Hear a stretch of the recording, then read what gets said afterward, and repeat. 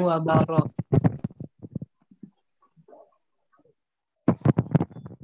Innal hamdalillah nahmaduhu wa nasta'inuhu wa nastaghfiruh. Na'udzu billahi min shururi anfusina wa min sayyiati a'malina. May yahdihillahu fala mudilla lahu wa may yudlil fala hadiya lahu. Amma ba'd. Yang saya hormati Bapak dosen serta teman-teman sekalian, dan tidak pula lupa terima kasih telah memberikan kesempatan kepada saya untuk memaparkan makalah saya yang berjudul Karakteristik Mufassir dan Tafsir Nusantara dan Metodologi. Dalam makalah kali ini ada dua tafsir yang akan saya coba sampaikan, yaitu tafsir Turjuman Al-Mustafid karya Syekh Abdul Rauf As-Sinkili dan tafsir Marah Labid karya Syekh Nawawi Al-Bantani. Sebelum kita Mbak lanjut, kita ke pendahuluan. Bagaimana kita ketahui, ilmu tafsir merupakan ilmu yang sangat penting.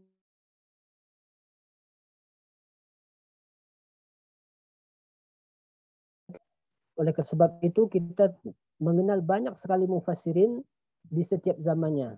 Bahkan pada zaman Nabi SAW, Nabi menjadi mufassir terhadap pertanyaan-pertanyaan para sahabat. Begitu juga nanti kita lihat pada zaman sahabat, ada sahabat-sahabat yang menjadi mufassir. Itu juga zaman tabi'in sampai ke negeri kita tercinta Indonesia ini. Kita pun memiliki banyak mufassir-mufassir. Tentu saja di setiap zaman, setiap tempat memiliki karakteristik, metodologi, dan nuansa tafsir yang berbeda-beda. Oleh sebab itu, dalam makalah ini kita mencoba memahami karakteristik serta metode dari dua tafsir Nusantara, yaitu tafsir Turjuman Mustafid Syekh Abdul Rauf Sinkili dan tafsir Marah Labid Syekh Nawawi Al-Bantani. Selanjutnya, sebelum kita mengetahui bagaimana karakteristik corak dari sebuah tafsir, maka kita alangkah baiknya mengenal dulu siapa mufassir tersebut. Karena biasanya tafsir itu dipengaruhi oleh mufassirnya. Bisa dari keilmuannya, bisa jadi tempat tinggalnya, atau keahlian serta bahasanya. Itu biasanya mempengaruhi karakteristik dan metode tafsir. Yang pertama akan kita berkenalan dengan Syekh Abdul Rauf Sinkili. Pertama nama Syekh. Nama asli Syekh Abdul Rauf Sinkili ini adalah Abdul Rauf bin Ali Al-Fansuri As-Sinkili Al-Asi Al-Jawi. Beliau lahir di Barus tahun 1024 Hijriah atau bertepatan dengan 1615 Masehi. Syekh Abdul Rauf Sinkili ini lahir di Barus, tetapi kemudian pindah menuntut ilmu di Sumatera, yaitu khususnya di Aceh. Di Aceh inilah Syekh Abdul Rauf Sinkili ini bertemu dengan guru-gurunya, yaitu ada Syekh Hamzah Al-Fansuri, ada Syekh Samsuddin Al-Sumatrani, ada Syekh Ibrahim Sami, ada Syekh Jamaluddin, dan Syekh Abdullah Al-Adani. Kemudian Syekh Abdul Rauf Sinkili ini setelah melakukan menuntut ilmu di Aceh, kemudian bertemu juga dengan gurunya yang yaitu Syekh Abdullah Adani ini, maka terjadi pergolakan di Aceh.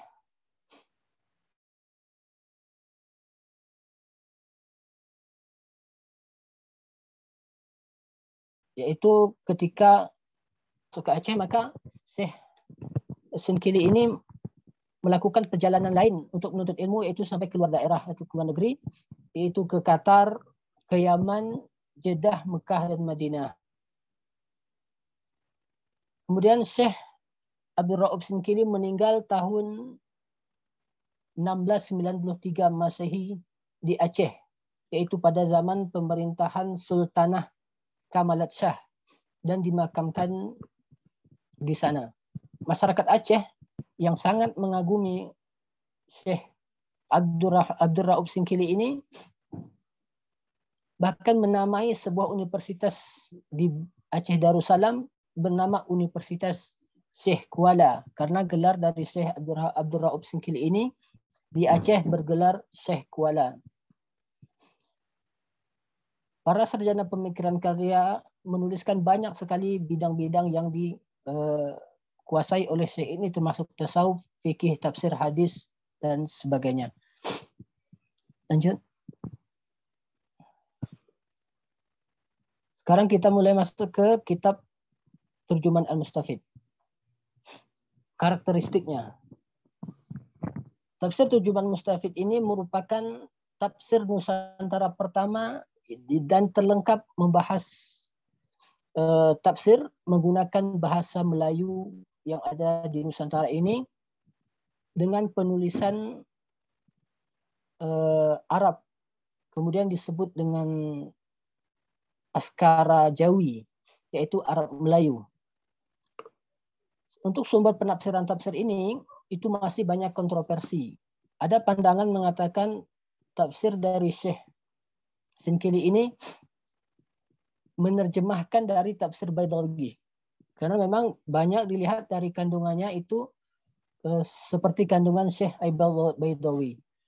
Tapi juga penelitian menemukan bahwasanya Syekh tidak menafsirkan tafsir Syekh ini bukan terjemahan dari tafsir Baidawi, tetapi Syekh mengambil beberapa aspek dari tafsir Baidawi kemudian dimasukkannya ke dalam tafsir Syekh Sinkili ini. Dalam karakteristik pertama kita lihat dulu dari segi bahasa. Bahasa yang digunakan adalah bahasa Melayu klasik dengan tulisan Arab yang disebut dengan aksara Jawi. Yang kedua, proses penafsiran. Proses penafsiran yang dilakukan oleh Syekh Abdul Rauf Sinkili ini merujuk kepada tafsir-tafsir yang ada sebelumnya. Maka seperti kita katakan tadi, bahwasanya Syekh Abdul Rauf Sinkili ini merujuk kepada tafsir Baidawi, ada juga dari tafsir Al-Khazin, ada juga dari tafsir Jalalain. Kemudian dari nuansa penafsiran. Dalam tafsir Turjuman Al-Mustafid ini memiliki corak yaitu linguistik atau lebih kepada bahasa, corak bahasa. Hal ini terlihat paling menonjol dalam tafsir tersebut. Dari banyak pembahasan yang paling banyak dicantumkan adalah aspek bahasa, qiraat yang diungkapkan oleh Syekh Abdul Rauf Sinkil. Kemudian pendekatan tafsir. Dalam menafsirkan ayat-ayat, Syekh Abdul Rauf Sinkili ini menggunakan pendekatan tekstual atau literal. Sebelumnya ini masih di sini ya. Pendekatannya masih pendekatan tekstual. Pembahasannya berkutat antara gramatikal bahasa semata dan kurang memperhatikan moral di balik ayat-ayat tersebut. Kemudian masuk ke sistematika penulisan, sistematika penafsiran. Dalam sistematika penafsiran, yang pertama Syekh memulai penafsirannya itu dengan basmalah. Dari setiap surah dimulai dengan basmalah. Kemudian menjelaskan ayat-ayat secara berurutan, dimulai dari surah Al-Fatihah sampai kepada surah Nas. Kemudian yang termasuk sistematika juga menjelaskan ayat-ayat dengan singkat, padat, mudah dipahami, dan cocok bagi pemula dalam membaca tafsir. Selanjutnya dalam sistematika, sebelum menjelaskan ayat, biasanya Syekh Abdul Rauf Singkil akan menjelaskan dulu surat yang akan surat dari ayat yang akan dijelaskan, seperti nama surat, tempat turun itu madani atau makki, kemudian fadilah surat serta jumlah ayat. Kemudian yang menjadi sistematika penulisan ini, penjelasan ayat terletak berdampingan dengan ayat, jadi mudah untuk dibaca. Kemudian yang terakhir, setiap penjelasan diberi kode sendiri sesuai dengan penjelasan yang akan dijelaskan. Seperti menjelaskan tentang bacaan para imam qiraat, diberi tanda qiraat. Kemudian penjelasan sebab turunnya ayat diberi dengan kode tanda kata kisah dalam kurung dan lain sebagainya. Lanjut. Kemudian corak penafsiran. Syekh Abdul Rauf Singkil ini menggunakan corak umum dalam menafsirkan suatu ayat. Artinya tidak terfokus hanya pada satu corak keilmuan. Bisa corak tersebut seperti corak fikih, ada filsafatnya, dan ada juga adab-adab al-ijtimai. Kemudian kita masuk ke metode penafsiran. Untuk memahami metode penafsiran, maka ada dua aspek yang akan kita bahas. Yang pertama aspek penulisan tafsir, dan kedua aspek metodologi. Aspek penulisan tafsir ini, yang pertama saya menggunakan fadilah surat. Jadi sebelum memulai tafsirnya, saya akan menjelaskan tentang fadilah surat. Surat itu memiliki keutamaan tertentu. Kemudian dalam penafsiran, saya menafsirkan ayat satu persatu, sehingga kita bisa memahami ayat secara lengkap, tidak ada yang dilewat-lewatkan. Yang ketiga, qiraat. Penggunaan qiraat ini menjadi bagian penting dalam sebuah tafsir.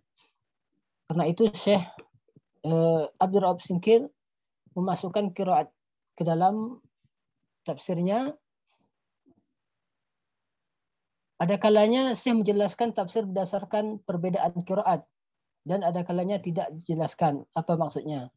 Salah satu hal yang menarik ketika menjelaskan perbedaan qiraat dalam terjemahan Al-Mustafid adalah ia dapat membedakan dua metode pemaparan, yaitu taujihul qiraat, ilmu yang menerangkan qiraat dari sudut tafsir, tata bahasa, juga dia menguraikan perbedaan qiraat yang tidak dijelaskan tafsiran atau maknanya. Yang keempat, asbabun nuzul. Seperti kita ketahui, memang asbabun nuzul ini ada di setiap tafsir dan menjadi kita katakan pembantu untuk memahami setiap tafsir. Dan dalam tafsir ini, Syekh Abdul Rauf Singkil juga menggunakan asbabun nuzul.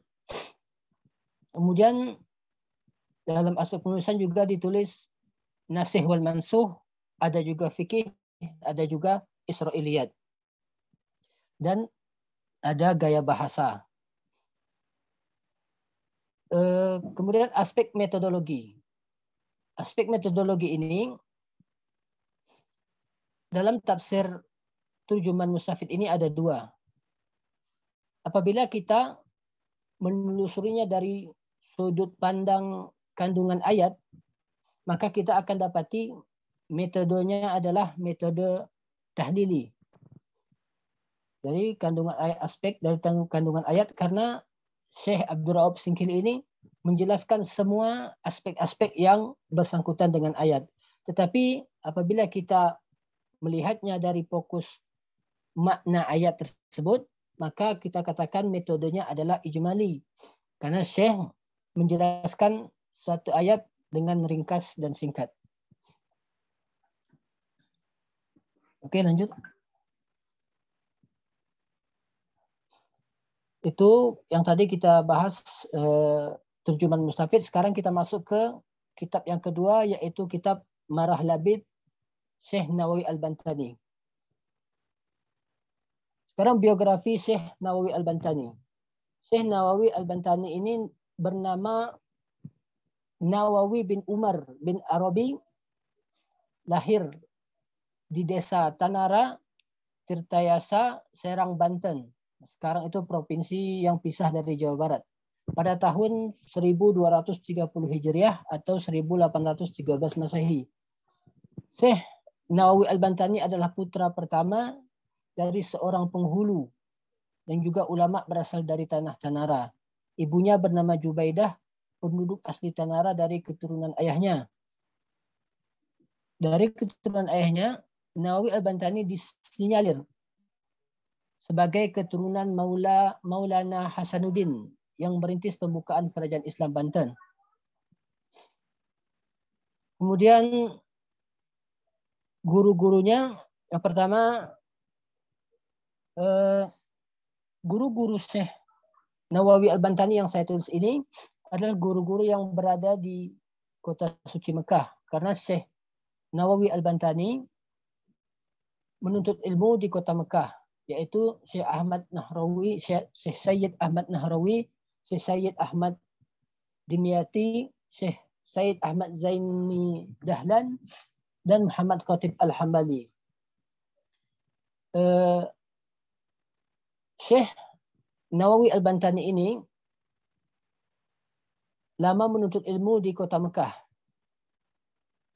Setelah 30 tahun di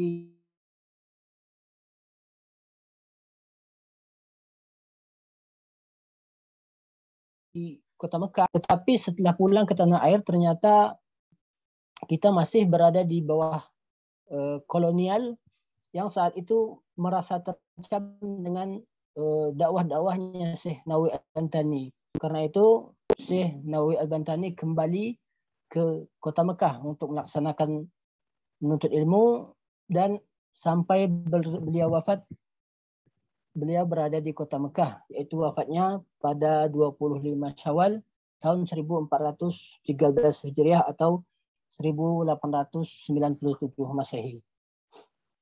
Lanjut.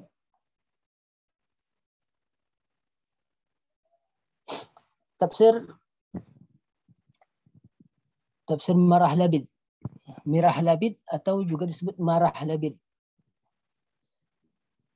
Syekh Nawawi Al-Bantani ini menamai kitabnya Marah Labid li Kasfi Ma'na Al-Quranil Majid. Kemudian beliau juga menamai tafsirnya dengan Tafsir Al-Munir li Ma'alimit Tanzil. Karenanya cetakan pertama bernama Marah Labid, kemudian cetakan keduanya bernama Tafsir Al-Munir li Ma'alimit Tanzil. Di Indonesia lebih dikenal dengan nama Tafsir Al-Munir.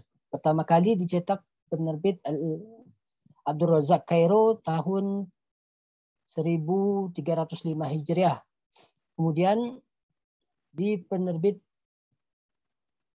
Mustafa Al-Bab Al-Halab Kairo tahun 1355 Hijriah. Karakteristik dari Marah Labid ini.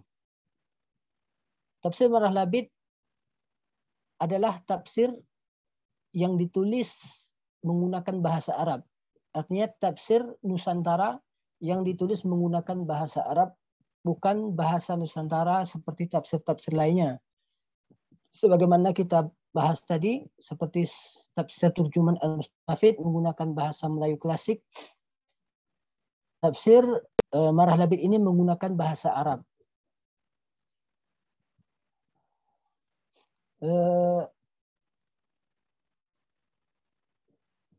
Kemudian tafsir Marah Labid ini ditulis secara sistematis, berurutan, dimulai dari surah Al-Fatihah hingga surah An-Nas.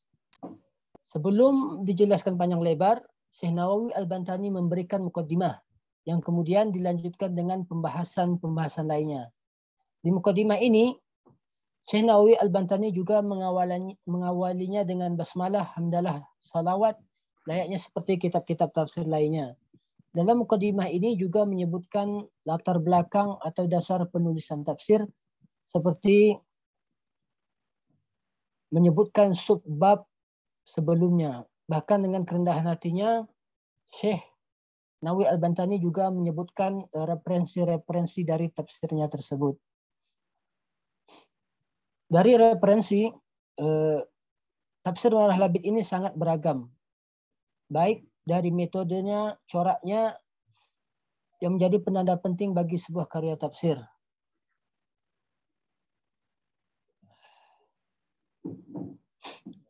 Kemudian tafsir ini ditulis sebanyak 2 jilid. Kemudian di metode penafsiran. Metode yang dilakukan oleh Syekh Nawawi adalah metode tahlili, yaitu metode penafsiran yang merupakan menerangkan ayat-ayat Al-Quran dengan meneliti semua aspek dan menyingkap seluruh maksudnya. Dimulai dari uraian makna kosakata, makna kalimat, maksud dari setiap ungkapan, munasabah dengan bantuan asbabun nuzul. Riwayat dari Rasulullah SAW, sahabat maupun tabi'in. Prosedur ini dilakukan mengikuti susunan mushaf, ayat per ayat, surat per surat. Metode ini terkadang menyertakan pula perkembangan kebudayaan masa Nabi, tabi'in.